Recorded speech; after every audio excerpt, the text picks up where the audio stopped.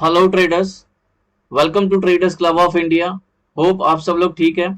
तो स्टार्ट करते हैं बैंक निफ्टी का मार्केट एनालिसिस 28 नवंबर को, जो आ रहा है ट्यूसडे। मंडे को हमारा ऑफ रहेगा, मार्केट बंद होगा क्योंकि गुरु नानक साहब जयंती है। तो उसके ओकेशन पे बैंक हॉलीडे है और मार्केट भी बंद होता है। तो हम डायरेक्ट ट्यूसडे का एनालिसिस करते हैं, इंट्राडे सेटअप बनाते हैं और उसका हम pivot, neutral point, non trading zone, support and resistance, price action and OI data discuss करते हैं और हमारा कल का सेटअप बनाते हैं। और जहाँ पे ट्रेडिंग अपॉर्चुनिटी मिलती है वो लेवल सारे मार्क करते हैं और वैसे अकॉर्डिंगली ट्रेड करते हैं। बैंक निफ्टी ने 191 पॉइंट की तेजी दिखाई है, पॉजिटिव में क्लोजिंग मिली है। बैंक निफ्टी पहले लास्ट वीक में काफी वीक थी, अब ये वीक से वो पिछले 2 दिन से 3 दिन से ये बुलिश बता रही है, ठीक है। और निफ्टी अभी वीक हो गई है। तो जो साइड जो इंडेक्स आपको अगर बेयरिश ट्रेड लेना है तो जो इंडेक्स डाउन साइड रहता है तो उस पर लेना होता है, और जो बुलिश इंडेक्स होता है उसमें लॉन्ग के ट्रेड लेना होता है। तो वैसा ये बेसिक है अपना। एनीवेज चलते ये जो हमारा 24 को था, मार्केट काफी वॉलेटाइल थी, बैंक निफ्टी ने काफी वॉलेटाइलिटी दिखाई, ठीक है।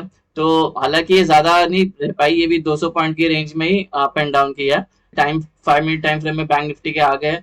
तो इंटरडे सेटअप डिस्कस करते हैं। सेटअप डिस्कस करने से पहले आपसे रिक्वेस्ट करता हूँ, अगर आप चैनल पे न्यू हो तो चैनल को प्लीज सब्सक्राइब करना और बेल आइकन को हिट करना, जिससे मेरी सारी वीडियोस की नोटिफिकेशन आपको समय पे मिलते रहे, ठीक है। और एक गाइस इंपॉर्टेंट बात है, ये तो सबसे इंपॉर्टेंट बात है, आप लोग ये सेटअप बनाने से पहले वो ब्रह्मास्त्र स्ट्रैटेजी करके एक वीडियो है, वो वीडियो जरूर देखना, क्योंकि वो सेटअप जो मैंने बनाया, ये सेटअप जो मैं बनाया हूँ वो उसी से मेरे बैक टेस्टिंग से ही बनाया मैंने।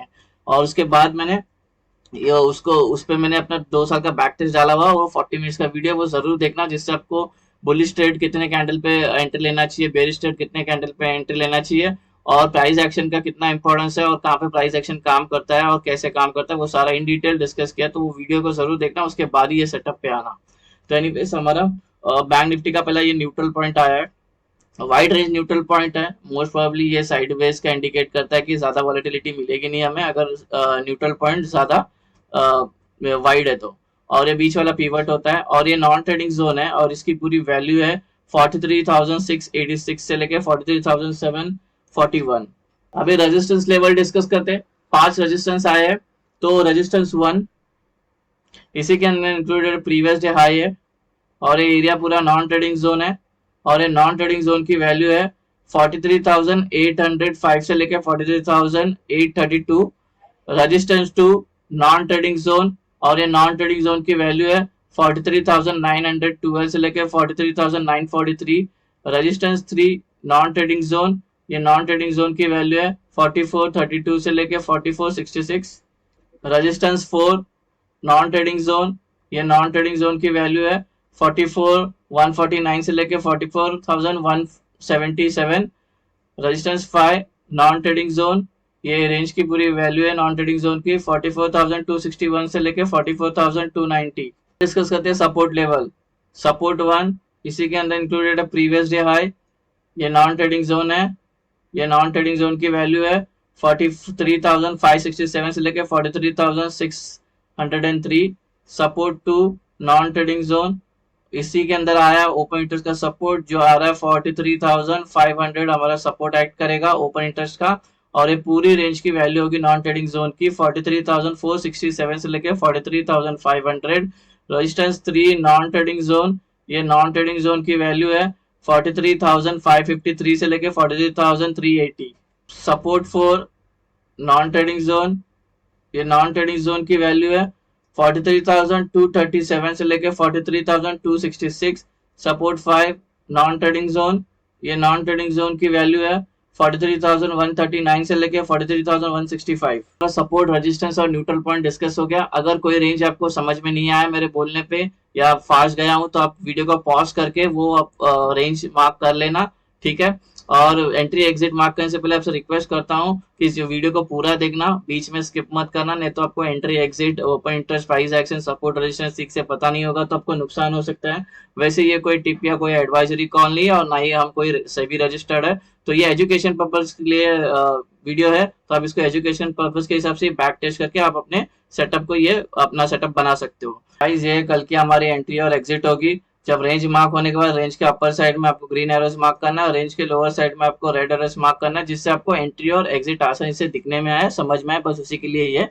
और टेक्निकली जो ग्रीन का मतलब होता है हमें बाय करना है, लॉन्ग होना है, और रेड का मतलब हमें सेल करना है, शॉर्ट करना।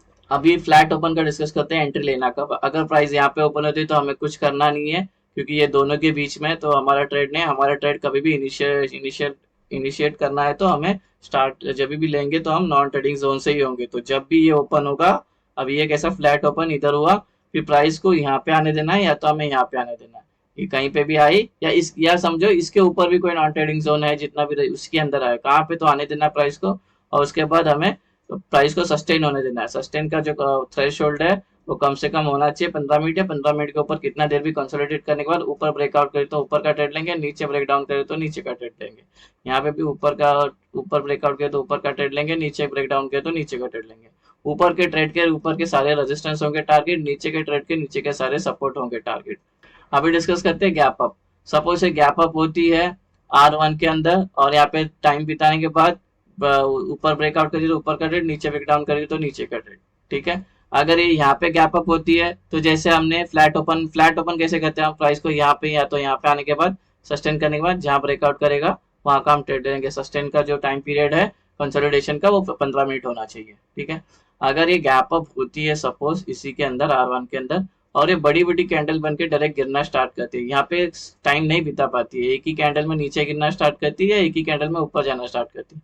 तो आप बेसिकली हमारा वही सेटअप है, हमें ऐसे में ट्रेड नहीं लेना है। हमें प्राइस को क्या करना है, सपोज ये गैप अप हुई और ये गैप अप होने के बाद ये नीचे आने लग गई। ठीक है। नीचे आने के बाद यहाँ पे टाइम बिताना चाहिए नॉन ट्रेडिंग जोन के अंदर। फिर अगर ऊपर का ब्रेकआउट करे तो ऊपर का ट्रेड, नीचे का ब्रेक डाउन करे तो नीचे का ट्रेड। अभी डिस्कस करते हैं गैप डाउन। अगर गैप डाउन होती है इसके अंदर तो जैसे हम फ्लैट में डिस्कस करते हैं, प्राइस को यहाँ पे आने देंगे या यहाँ पे आने देंगे। ठीक है। और उसके बाद कंसोलिडेशन चाहिए हमें, थोड़ा देर प्राइस जिसके अंदर नॉन ट्रेडिंग जोन के अंदर कंसोलिडेट होने के बाद ऊपर का ब्रेकआउट करे तो ऊपर का ट्रेड, नीचे का ब्रेक डाउन करे तो नीचे का ट्रेड। ठीक है। अगर सपोज ये गैप डाउन होती है सपोर्ट 1 के अंदर और ये सस्टेन नहीं कर पाती है, बड़ी बड़ी कैंडल बन के गिरती है, बड़ी बड़ी कैंडल बन के और ऊपर जाती है, तो भी हमें वैसे ही करना है जैसे गैप अप में डिस्कस किया। सपोज ये गैप डाउन हुई और एक ही कैंडल में संभाल नहीं पाए और ये ऊपर जाने लगे। ऊपर जाने के बाद सपोज ये नॉन ट्रेडिंग जोन में आके यहाँ पे टाइम बिताने लग जाती है, यहाँ पे टाइम स्पेंड करती है 15 मिनट्स या मोर देन 15 मिनट। उसके बाद अगर ऊपर का ब्रेकआउट किया तो ऊपर का ट्रेड, नीचे का ब्रेक डाउन किया तो नीचे का ट्रेड। गाइज देखो, जब ये ऊपर का ब्रेकआउट करती है ना, तब 3 ग्रीन कैंडल बननी चाहिए।